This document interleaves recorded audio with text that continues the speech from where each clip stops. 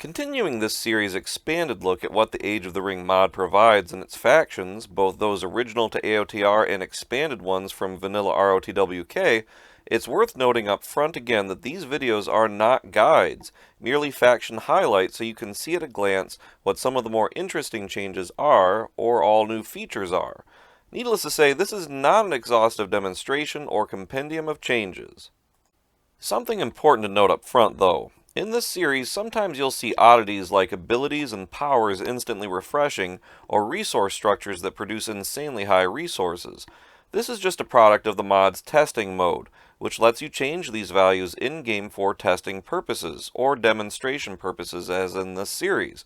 So these changes should not be seen as accurately representing the mod and how it actually plays.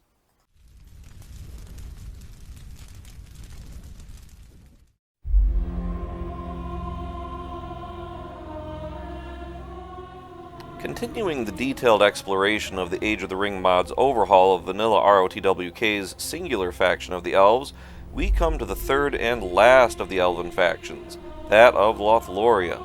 In the previous two episodes, we covered in detail the Woodland Realm and Rivendell as having their own individual identities and playstyles as factions, reflecting the differences in their cultures and histories and how they use magic.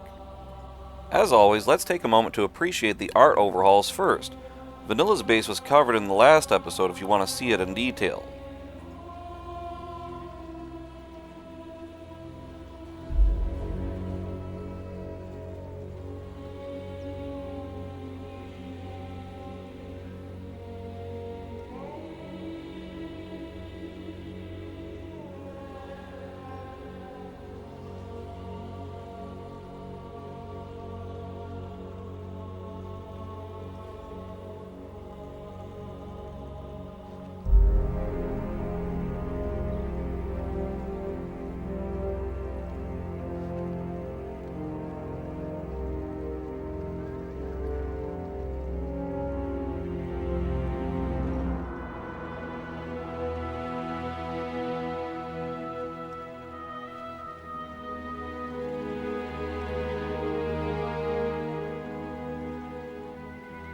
These little buildings attached to the fortress are expansions for summoning troops.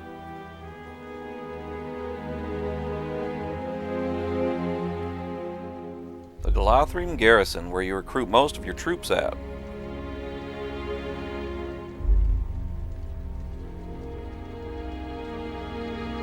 The Talon as described in the books, the new arrow tower.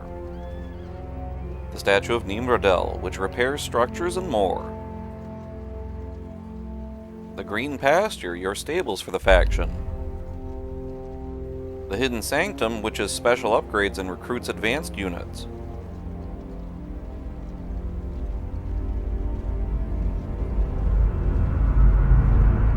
The Goldenwood Storehouse for your main unit upgrades. A couple structures like the Entmoot here remain largely the same from game to game with just some cosmetic changes here and there.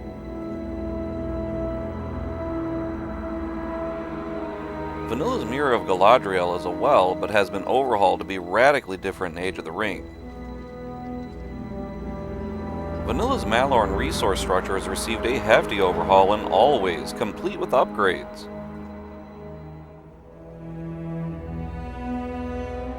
There's only one banner for all units in Vanilla.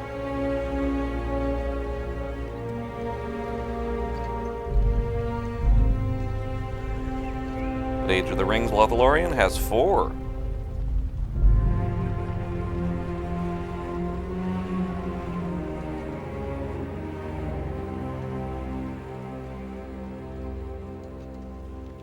Let's get to the main stuff though.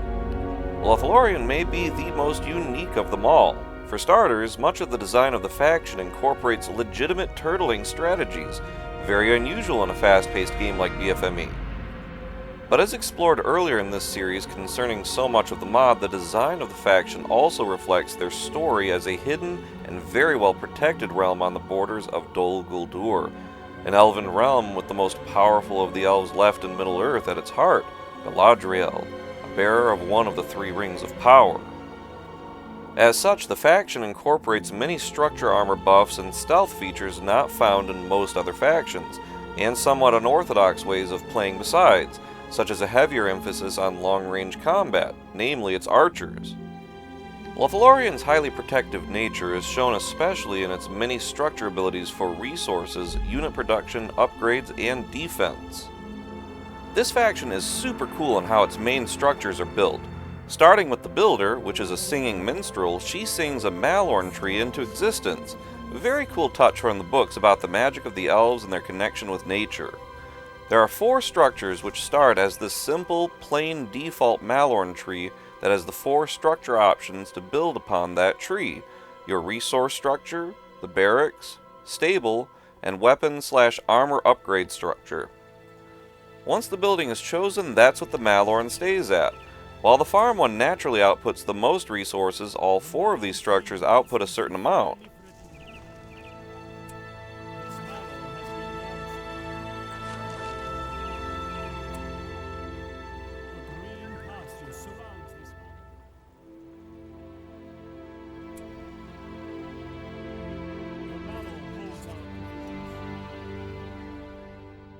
And all 4 of these structures' resource output can be amplified several times over. Once by the unique arrow towers, just by being within the wide radius you see here, and another by upgrading that tower, encouraging you to build structures closer together to emulate the Tree City of Lothlorien. Notice the shimmer on the buildings indicating the resource buff. And again, you can upgrade the arrow towers to give even more resource buffs. And then the resources are amplified further from a spellbook permanent summon, the Waters of Indomitable. Its range boosts production all around a wide area of your base. Notice the blue glow added to the buildings. All of this emphasis on resource production accommodates the total high cost for how these structures each have several secondary upgrades for defensive purposes, which are the same upgrades for each building, but make a base incredibly tricky to attack.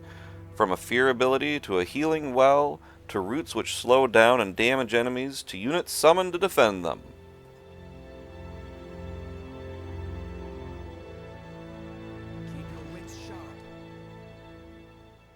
These 4 main structures are not the only highly upgradable structures either. The Arrow Tower has a formidable roster in its own right. From an arrow volley to summoning elite tier 3 units to its defenses to effectively making it a heroic statue, Lothlorien's protective nature comes alive.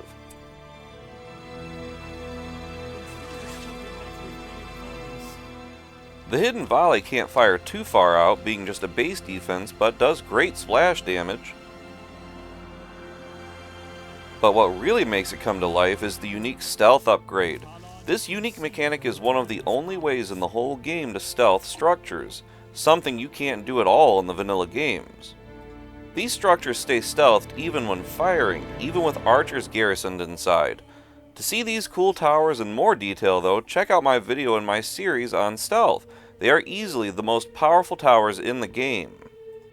You can fill in entire areas of the map with these stealth structures and cause a great deal of confusion and anxiety to enemy players. By the way, the units summoned to defend these are elite tier 3 units. Only about half a normal sized battalion though. More on these units later.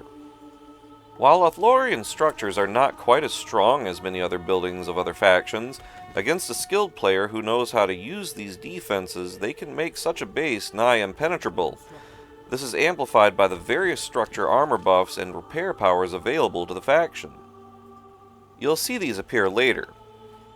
Couple all this with a new fortress expansion which summons even more units around your base.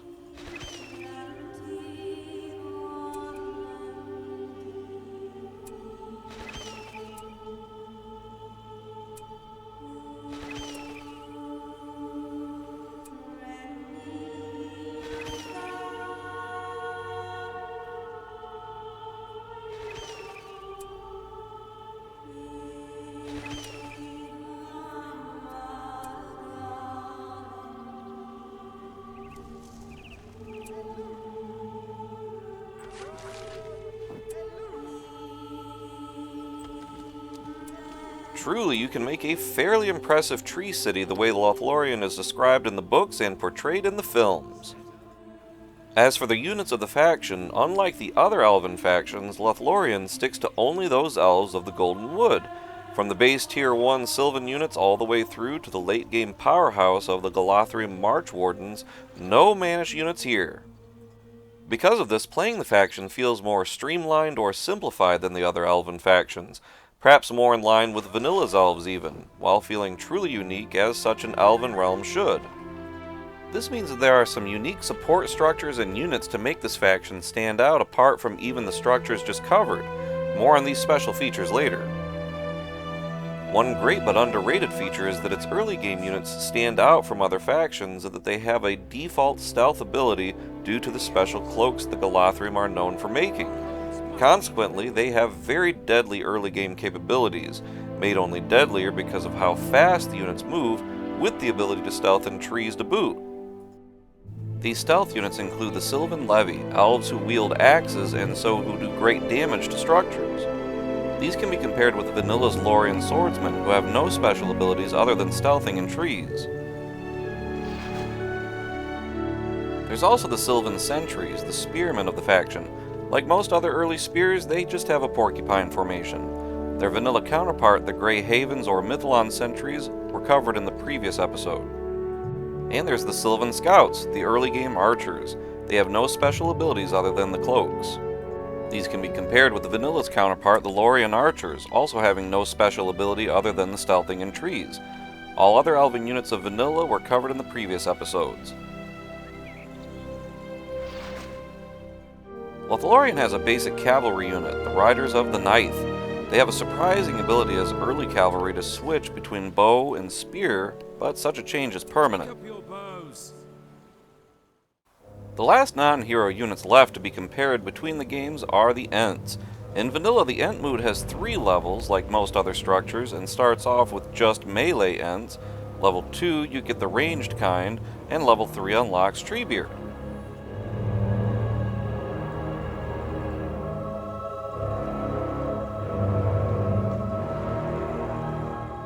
The melee kind level up like any normal unit, and knock units around a lot like trolls, but no rocks. And they have a great ability. They can stealth in trees. Whereas the ranged ones do not level up, but can swap between melee and throwing rocks, but cannot stealth in trees. Ents are counted as monsters in Vanilla and don't get siege range increase. This can make for very frustrating efforts at sieging well-defended bases, especially if they have fire upgrades on their catapults.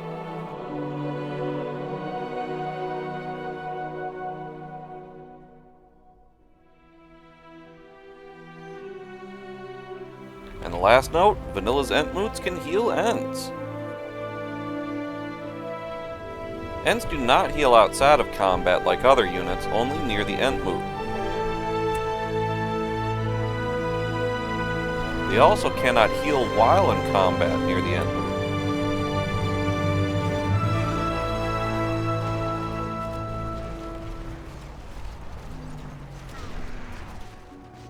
Whereas in Age of the Ring, the Ent mood does not level up, has only the ranged Ent, and can immediately recruit Ents or Treebeard. And while AOTR's Ent moot cannot heal them, these Ents automatically heal outside of combat, and fairly rapidly. In Vanilla, Treebeard starts at level 1 and buffs the Ents, but can also make enemies flee in terror while removing their leadership and debuffing them. He also gets a really fun ability to take a chunk out of enemy buildings, doing heavy damage to it or outright destroying it in one shot, and throwing that chunk wherever you like for heavy splash damage. Notice this ability does not work on all structures.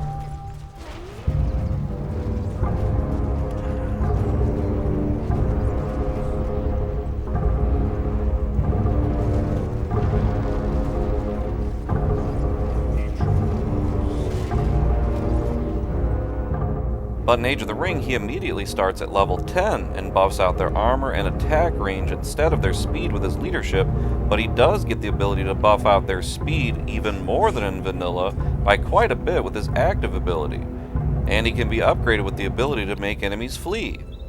Ents have always been a bit of a challenge to keep alive, so AOTR helps with this quite a bit. What helps even more is that AOTR's Ents benefit from being a siege unit type, and thus benefiting from much better range and aggressive stance, which does stack with Treebeard's range. The Sentinels of Cairn Amroth, guardians of the home of Amroth, the last king of Lorien, are your tier 2 spearmen who can buff their armor, which stacks with the spear wall formation buff.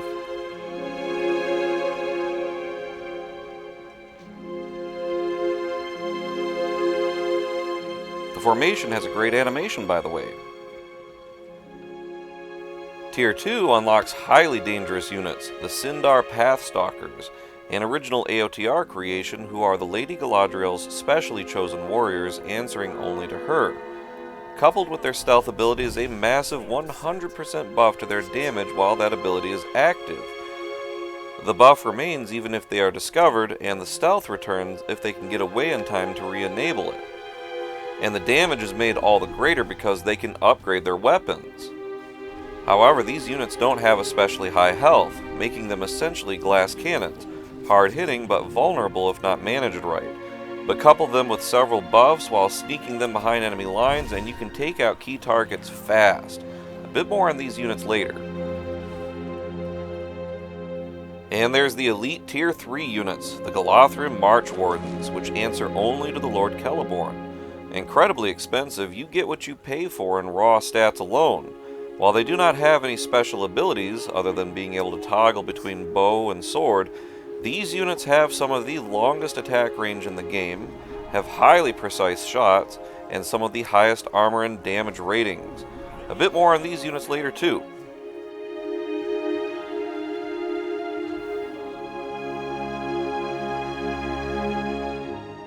What helps to make this faction stand out, though, is its special units, recruited from a unique structure called the Hidden Sanctum, which is limited to only one on the battlefield. This structure recruits special units and grants powerful upgrades to your army, some of which makes this faction excel at ranged combat especially.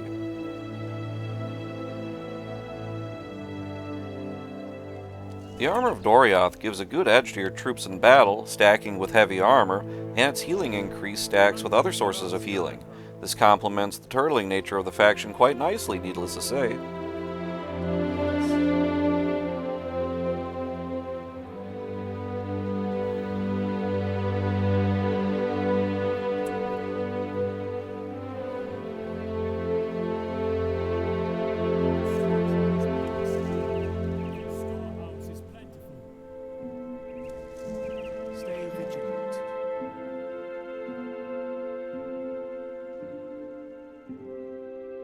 The Sindar Knights of Amroth Amdirian served under the legendary King of Lorien long before Galadriel and Celeborn came. They buff out the Riders of the Ninth, keeping them viable throughout a match, and provide a whopping 100% XP boost to nearby troops, helping you level up your armies faster than many other factions. This especially comes in handy for your heroic unit, the Nondor Hir-Hathol, legendary Teleran elves who predate the coming of the Galathriem by millennia and known as some of the greatest warriors in all Elvendom, renowned for their wisdom as well as strength. Appropriately, they can switch between axe and sword, some of the only heroic units to do so for great versatility. Immune to fear, terror, and knockback, they can also deal extra magic damage whilst reflecting incoming damage back on their enemies, and grants full upgrades to nearby units, helping your eco in the process.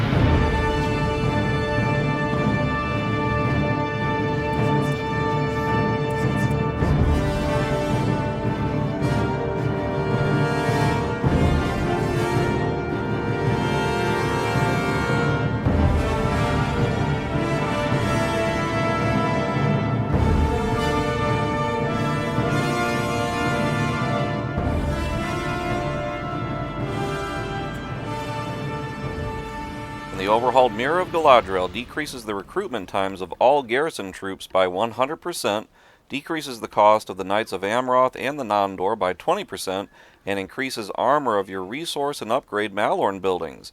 And this stacks with the mallorn roots upgrade.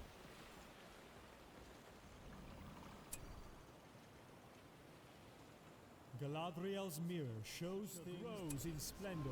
Careful, this mallorn brandishes its roots. The special units include another original AOTR creation, the Radiant Maidens. Part of Lady Galadriel's inner circle, the magic naturally inherent to those of the race of the Eldarin elves, such as these women, has been infused with the power of Galadriel's ring. Glowing with the radiance of the ring, they have a powerful passive spell which buffs the melee damage of nearby units several times over so long as they are attacking, letting you melt enemy units before they even have a chance.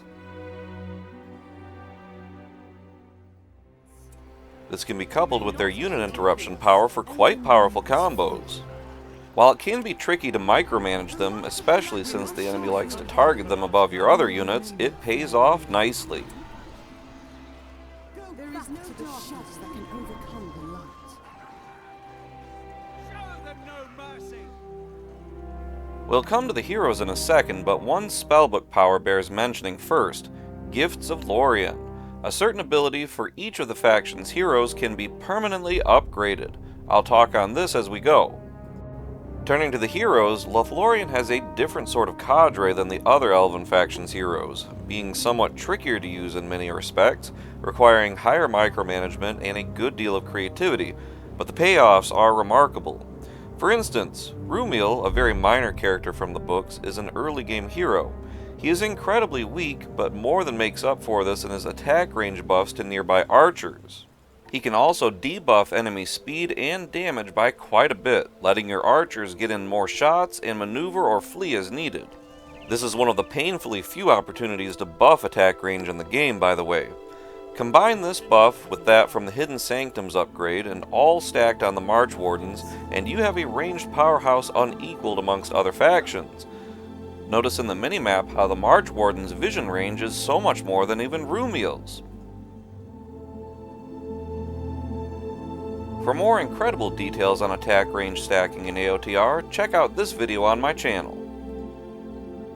The same principle is applied to Orifin, brother of Rumiel and another minor character from the books. He is also another weak early game hero, but with a powerful buff to be stacked especially on March Warden's melee mode or on the Pathstalkers, coupled with the Radiant Maiden's buff to toughen up those Pathstalkers. And then there is Haldir, brother to both Rumiel and Orifin. The only Vanilla Elves faction hero remaining from AOTR's overhaul, Haldir in Vanilla is pretty basic and straightforward, having a typical leadership and a powerful arrow shot. In Age of the Ring, being leader of the March Wardens, he adds even more damage and armor buffs with his own passive leadership and active abilities both, in addition to a unique ability, teleporting troops. More on that in a minute. And this is made all the more dangerous when combined with Idriel's buffs for the Pathstalkers. Idriel is a hero taken from another Lord of the Rings game called the Third Age. Like in that, she is one of Galadriel's most trusted handmaidens, and so appropriately buffs out the Pathstalkers and Radiant Maidens both, while also being the healer of the faction, with some unique stealth and debuff powers. This sort of synergy between the heroes largely defines how these heroes work best. Notice that with all the leadership stacking, I don't even have time to use the Maiden's blast abilities before the Pathstalkers win the day. The ring of water blesses this place, but Lady's grace protects us. The irony here is that an early game hero like Orifin can truly cripple even a late game hero by resetting all of its abilities. Or how Haldir can gain an incredible 100% damage buff with his bow to zap an enemy hero from afar, which is made even more powerful when near his brothers. Or how Rumiel can get a special ability from a spellbook power that slows enemy heroes down considerably, keeping them from fleeing. Notice only Haldir is firing here to demonstrate how much he on his own can bring down a hero's health with his brother's abilities, before it's lured into the final kill. And as if this weren't all cool enough, Haldir can teleport a group of units, including heroes, to anywhere on the map, making for devastating diversions and ambushes.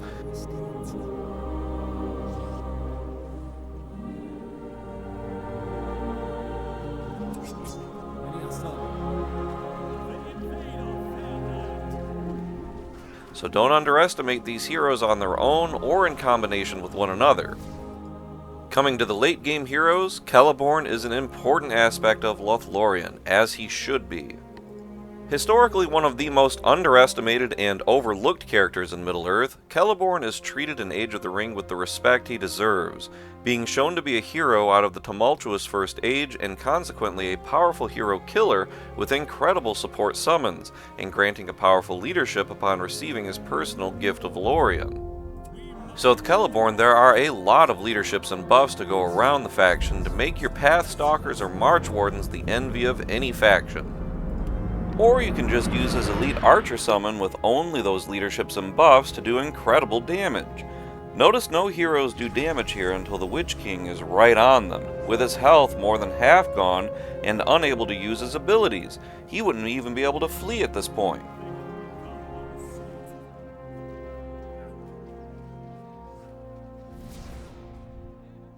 And as mentioned earlier, he is a great hero killer on his own, even apart from his powerful summon. Begone, beasts of shadow! My doom is at hand! And at long last, there is Galadriel herself, one of the oldest and wisest elves remaining in Middle-earth during the late Third Age, and one of the most important characters in Tolkien's Legendarium. She is as powerful as you would expect, needless to say. Not only can she remove leadership effects from enemy units, but she can massively boost XP gain of allied heroes, decrease the cooldown of their abilities, and debuff all enemy heroes around her. This hero debuff can be stacked with the faction's weather power for a truly remarkable way of turning enemy heroes into butter. Galadriel hardly does any damage to the Witch King, so Haldir is really toeing the line here with Galadriel as support.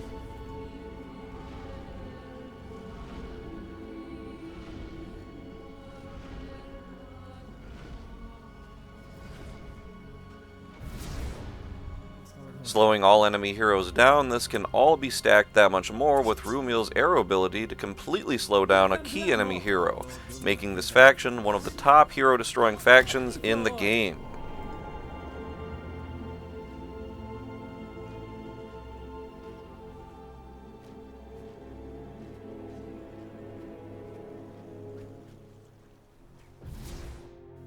Another great combo is to have Galadriel nearby Idrial, and their combined decreased cooldown of her abilities can make Idrial a fast healer in times of need. What's more is Galadriel can grant a considerable armor boost to nearby structures while making a specific structure immune to damage. And she can grant a massive heal to heroes, a full heal to heroic or normal units, and grant a whopping 150% armor buff to normal units. Just 3 battalions of Pathstalkers can take down top heroes with this buff.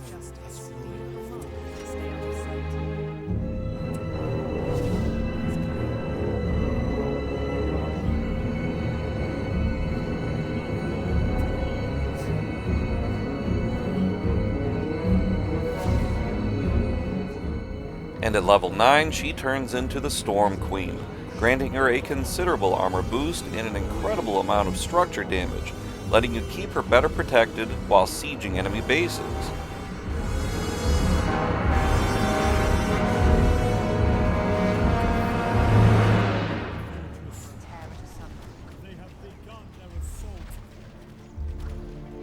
As the Storm Queen, she is also an army destroyer with very long range. The versatility of this ability cannot be underestimated when combined with other units or even on its own.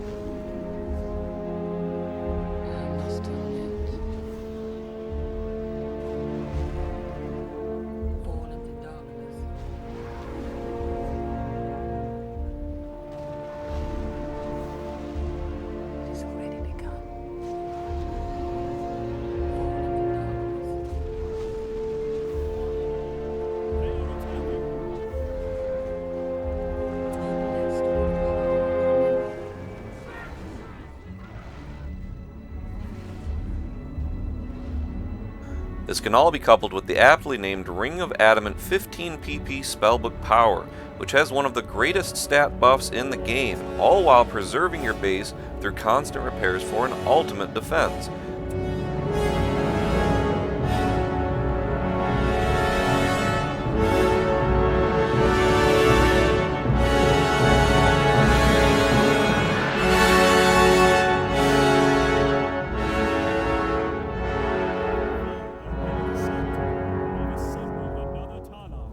A few last highlights before this video wraps up. Vanilla's Mist power has been thoroughly reworked in AOTR. In Vanilla, it's a deceptively potent mid-tier power which provides stealth in a wide radius. But in AOTR, it is now an endgame power providing not just stealth, but also debuffing the enemy while slowing them down and doing high amounts of rapid damage.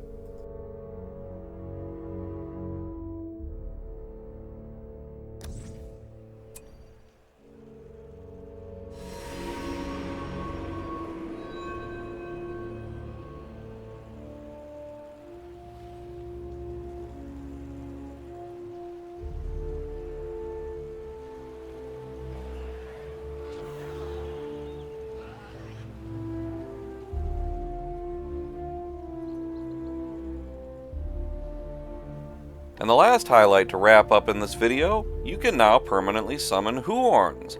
Taken from the books and a brief extended scene from the Two Towers movie, Huorns are similar to Ents. Slow-moving support units, they deal high splash damage. They can also preserve themselves in crisis, but knock all units around, friend and foe alike.